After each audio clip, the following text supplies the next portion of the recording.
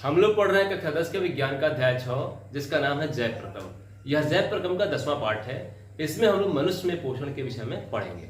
हम पोषण के विषय में पहले से परिचित हैं कि पोषण दो प्रकार का होता है, एक स्वपोषी पोषण और एक विषमपोषी पोषण।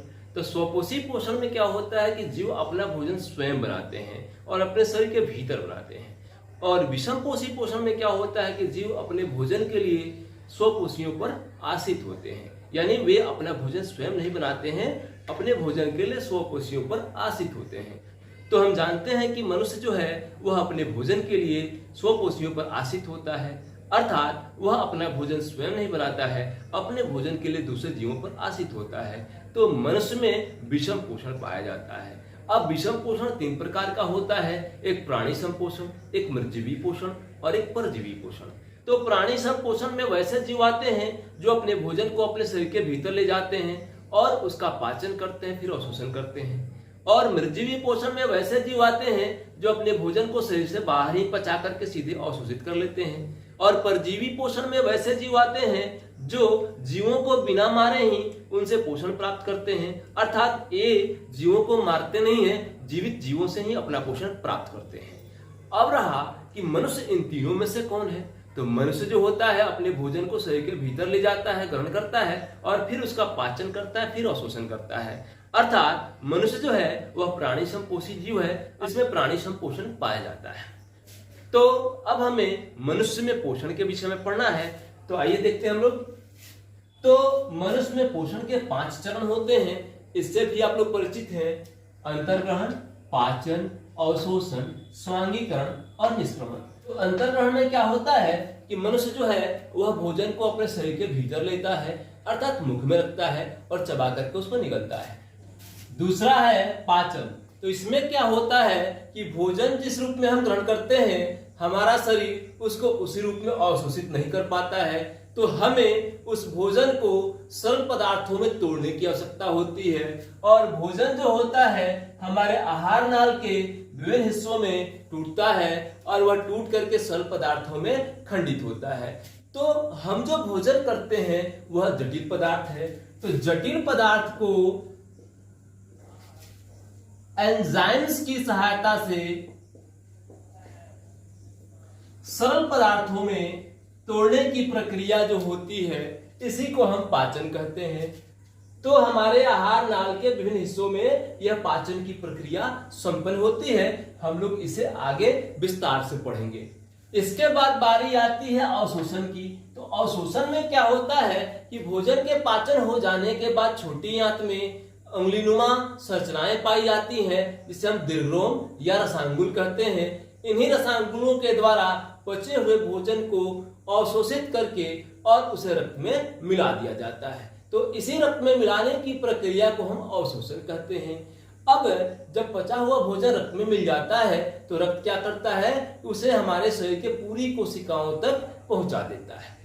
इसके बाद चौथा नंबर है स्वांगीकरण का। तो पचे हुए भोजन का उपयोग हमारे शरीर के वृद्धि और विकास में होने की प्रक्रिया को हम स्वांगीकरण करते हैं। अब पोषण का अंतिम चरण है निष्क्रमण, जिसे बहिक्षेपण भी कहा जाता है। तो इसमें क्या होता है कि भोजन पच जाने के बाद जो अपशिष्ट पदार्थ बचा रहता है उसे शरीर के बाहर निकाल दिया जाता है। तो इस प्रकार से मनुष्य में पोषण की प्रक्रिया जो है वह पूर्ण होती है। तो मनुष्य में पोषण की प्रक्रिया जो होती है इस पाचन तंत्र से होकर गुजरती है। तो इस पाचन तंत्र के 2 भाग होते हैं। पहला भाग है आहार नाल और दूसरा भाग है ग्रंथियां। इन दोनों को सम्मिलित रूप से पाचन तंत्र कहा जाता है। तो आहार नाल में क्या होता है कि भोजन जो है वह आहार नाल से होकर ही गुजरता है और भोजन को पचाने के लिए आवश्यक एंजाइम्स जो है इनका स्राव विभिन्न ग्रंथियों के द्वारा किया जाता है। तो सबसे पहले भोजन जो है हमारे मुखगुहा में प्रवेश करता है, जहां पे भोजन को चबाया जाता है और लार ग्रंथि के द्वारा वहां पर लाला रस अर्थात लार का स्राव होता है, जिसमें लार एमिलेस और टायलिन नामक एंजाइम पाया जाता है जो मुख से ही भोजन को पचाना प्रारंभ कर देते हैं। और इसके बाद भोजन को निगलने के बाद ग्रसिका से होता हुआ भोजन हमारे अमाशय में पहुंचता है, जहां पर सबसे पहले हमारे अमाशय की ग्रंथि, जिसे जठर ग्रंथि कहते हैं, जठर ग्रंथि से सबसे पहले श्लेष्मा का स्राव होता है और श्लेष्मा क्या करता है, हमारे अमाशय की दीवारों को चारों ओर से ढक लेता है, ताकि इसके बाद स्रावित होने वाला हाइड्रोक्लोरिक अम्ल जो है वह अमाशय की दीवारों को कोई क्षति न पहुंचा सके।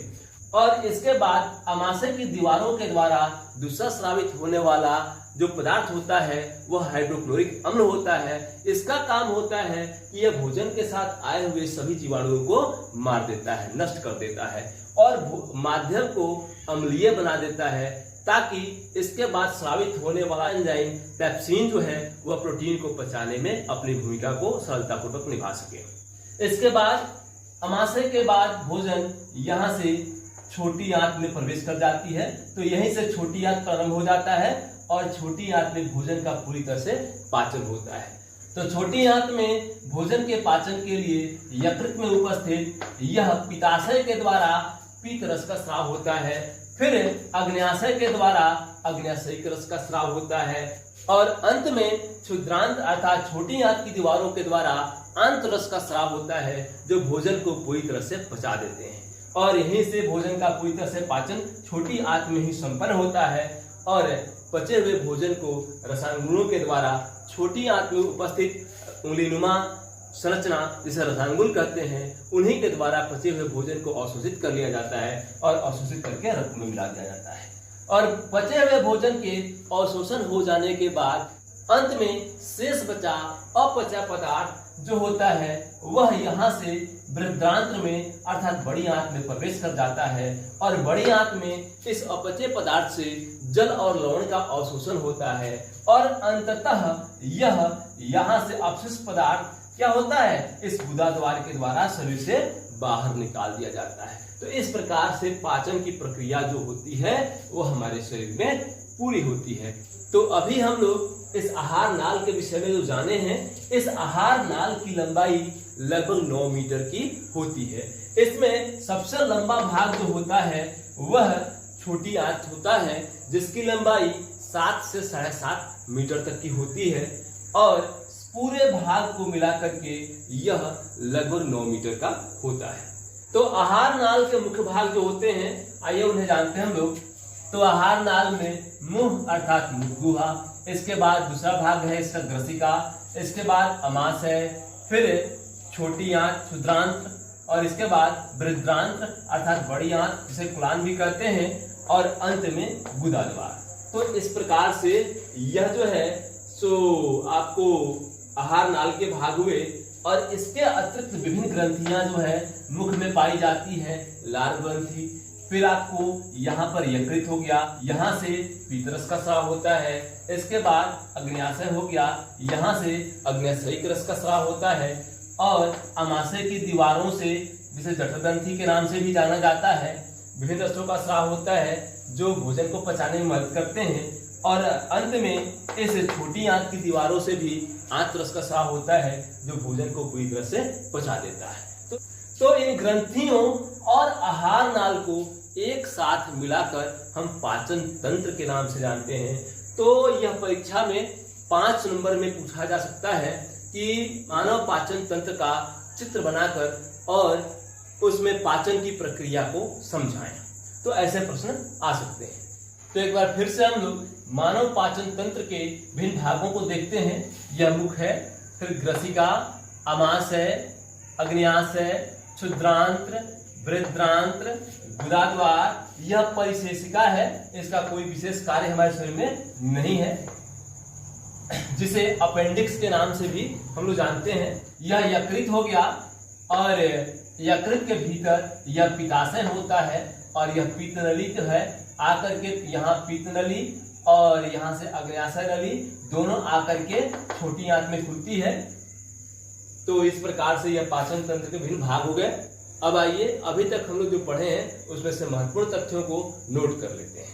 अभी हम लोग मनुष्य में पोषण पढ़ रहे हैं और मनुष्य में पोषण के लिए मनुष्य जो भोजन ग्रहण करता है वह एक लंबी नलिका से होकर गुजरती है। इसी लंबी नलिका को हम आहार नाल कहते हैं। तो देखते हैं हम लोग आहार नाल। हमारे शरीर में पाचन के लिए एक लंबी नलिका होती है जो मुंह से प्रारंभ होकर गुदा द्वार तक जाती है, जिसे आहार नाल कहते हैं। तो आहार नाल का हमारे पोषण में सबसे महत्वपूर्ण हिस्सा है। इसकी लंबाई जो है लगभग 9 मीटर होती है। आहार नाल के मुख्य भाग निम्न है: मुखगुहा यानी मुंह, दूसरा ग्रसिका, तीसरा अमाशय, चौथा क्षुद्रांत्र जिसे छोटी आंत भी कहा जाता है, पांचवा बृहद्रांत्र जिसे बड़ी आंत भी कहते हैं, छठा मलाशय और सातवां मलद्वार या गुदा द्वार।